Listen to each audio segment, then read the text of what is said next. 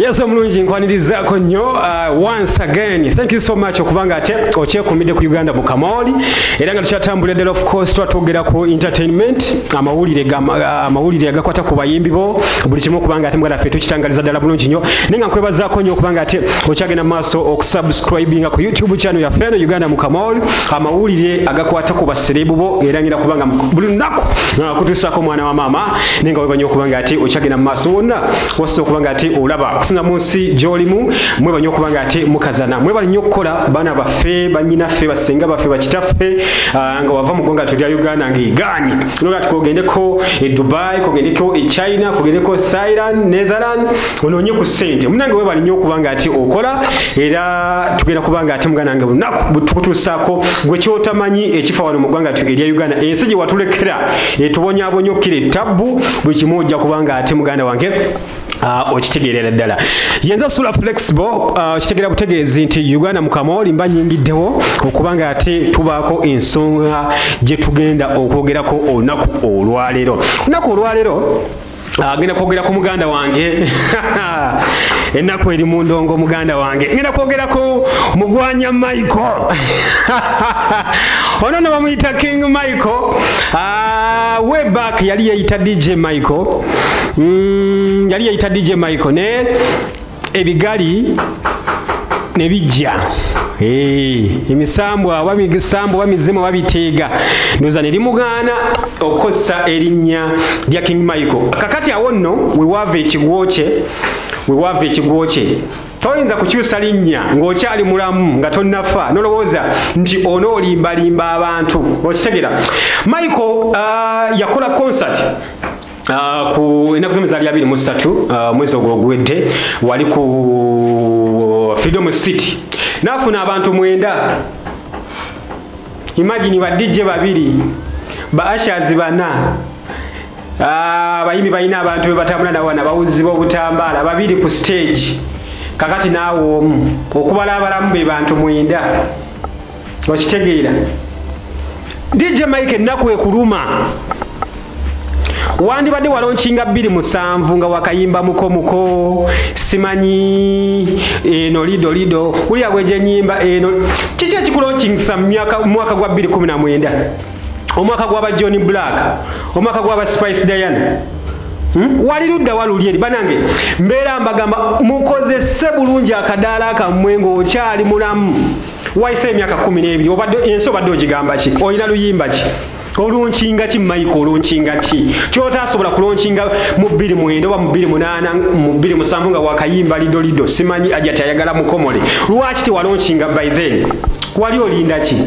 Kakati nakulabye wekwasa mbwera nze ndi muyimbi wa NRM, President Yoweri Kaguta Museveni, uvaayo onyambe. Gwani yagamba nti omukulembeze alina kujja munsi. My good Lord, lwaki omukulembeze alina ebintu bingi nnyo byalina okukwatako.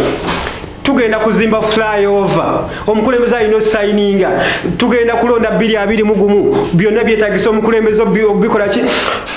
Kati atata adde kugwe Mike yagwe emyaka 13 eyagwa mwatunule mu nsonga zo mbosimanyi bakuwe ku ssente mboli mabanja. Nkama kitange tata tumanyiddwa. Lwaki walonchinga 27? Kiki mutukwasa ennaku ku mitima? Lwaki walonchinga 27 nga wakayimba mukomuko? Wabadde olonchinga ki? Omaze emyaka 12 tolina wadde oluyimba oluzanyibwa ku radio oba ku TV. Mujja kungamba Sula Flexible oyogera bubi. Nege mazima namwe amazima mugalaba. Okitegeera wano omwana watu ono mu Nigeria Emmanuel yanze nakuba Freedom City saaza agenza okuwera 2 nga bagigadde nga talina omuntu n'omu ayingira. Ekyo kiki kiyakoze ekyenjawulo ekyalema Mugwanya Michael? Kiki ekyakulema Emmanuel kiyakoze? Emmanuel yakubye Freedom City. Natuno Freedom City yo mujegendereze nnyo. Yasala abantu, yasala wano mungi, yasala wano abantu banja bazze nga bajje wanikamu okitegeera. Nye mutufu Michael wabadde olonchinga kyamazima kana muggulu. Kwekwasa ndi muyimbi wa NRM, so what?